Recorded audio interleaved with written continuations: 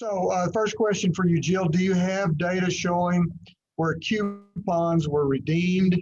For instance, were they redeemed in Vegas, Reno, out of state, rural Nevada, et cetera? Yes, and I don't have that data right in front of me, but with Ibotta, we specify that it has to be spent in Nevada. So no coupons were redeemed out of Nevada. I will say a majority of them were in the Las Vegas and Reno markets. We do have a breakdown of what, I don't have it right in front of me. We can look at exactly what retailers specifically we saw the highest number of coupons redeemed, or rebates, I should say. I think in Nevada, Walmart and the online Walmart service, especially in 2020 or 2020, were the highest redemptions that we saw. So I don't have the specific percentages, but all of them were in state, mostly in Reno and Las Vegas compared to the rest of the state. Cool. This is sort of a similar kind of a question, but can you give us a rundown on the target audiences identified as part of these marketing campaigns? What specific strategies are we using to target young millennial, environmentally concerned urban consumers? Yeah, that's a great question and could take a lot of time to answer. So I'll be very brief and just kind of a general response there. So both in Nevada and nationally, really targeting sort of the older millennial demographic, those who are starting their families, who have a little bit higher purchasing power, and who will have direct a lot of the purchasing for years to come, is really our target audience for a lot of our campaigns. You know, the beauty of digital advertising, as many of you know, is you can really target it to specific areas, specific demographics. You know, our online behavior is tracked more than any of us care to know. So me as a mom with 2 young boys, I can be targeted with advertising, encouraging me to take advantage of those rebates very easily. So we incorporate a lot of that, both geo-targeting and demographic targeting in our digital advertising.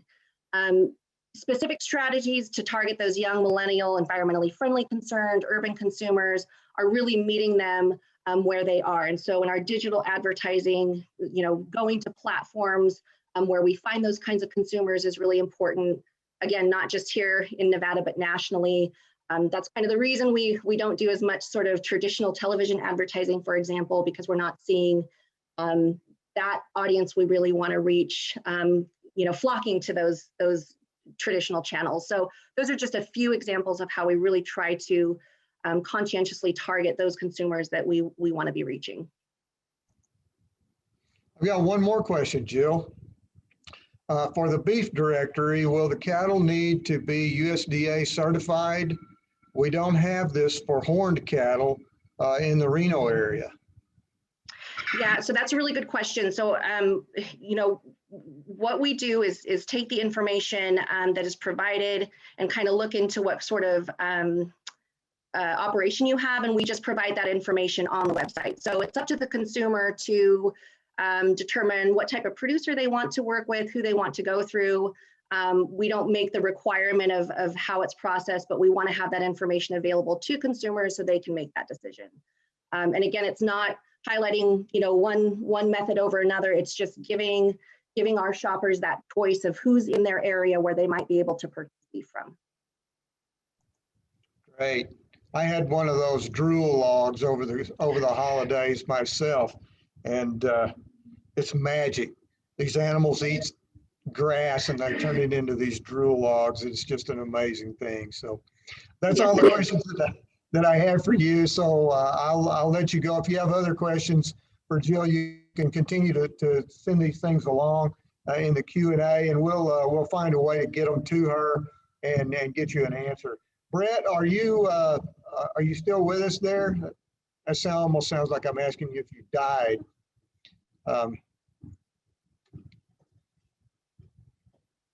You have to unmute if you're still there.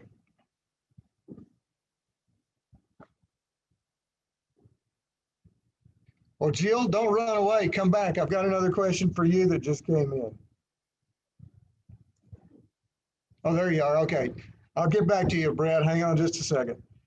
Jill, does the Nevada Beef Directory do anything to help producers identify or locate processing facilities? The demand for beef sold directly to the consumer seems to be larger than the processing capabilities in the state. Boy, that is a perennial issue for producers everywhere. And I'm afraid, no, I don't have a good answer there. The Nevada Beef Directory is really consumer focused and really trying to connect consumers with producers in their areas.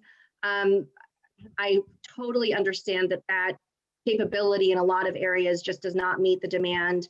And there's been quite a bit of backlog in a number of areas. So I don't have positive news there. I am excited to hear kind of the mobile slaughter update later. I think areas throughout the West especially are trying to find some solutions to that, and hopefully we'll have more options here in the near future.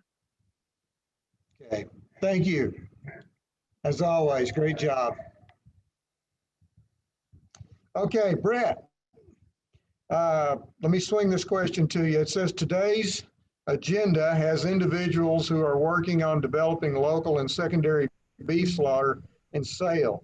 Is there any proposed regulation on the federal level that you see helping develop secondary markets, AKA the Prime Act?